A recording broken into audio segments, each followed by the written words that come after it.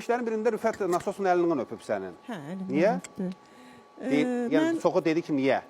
Çox, həqiqətən Əldən çox, öpərlər də xanımı, niyə çox ki? qınanıldım. Əlimdən yox, əlimin içindən öpdü Ha, əslində. əliniz içindən. Çox qınanıldım ki, bəs niyə əlinin içindən öpüb, yəni. Aha.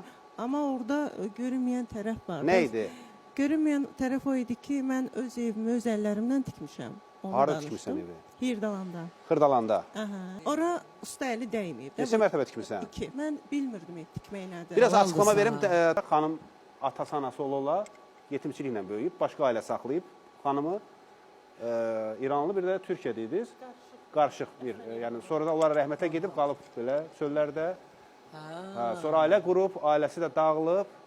Ata-ana, sonra getdiniz, baş çəkdiniz mikrofona. Elə bilirəm. Yəni. Amma demədi, soruşmadım, niyə məni atdınız? Uşaqların hamısını atdı, bax.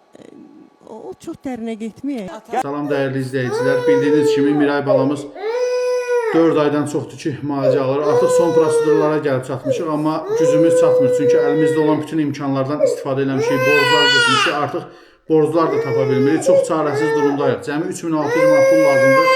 Hər birinizdən bu körpə balamız üçün dəstək olmağı rica edirəm. Heç bir yaxşılıq əvəzsiz qalmaz. Allah hər şeyi görür. İnşallah 1000 qatını sizə yetirər. Allah rızası üçün ekranda gördüyünüz bank hesabına gücünüz çatan qədər, səxavətiniz yol verən qədər dəstək olun. Allah heç kimə övlad acısı yaşatmasın, heç kimə çarəsiz qoymasın. Bütün xəstələrə şəfa versin inşallah, bizim balamız da onun içində.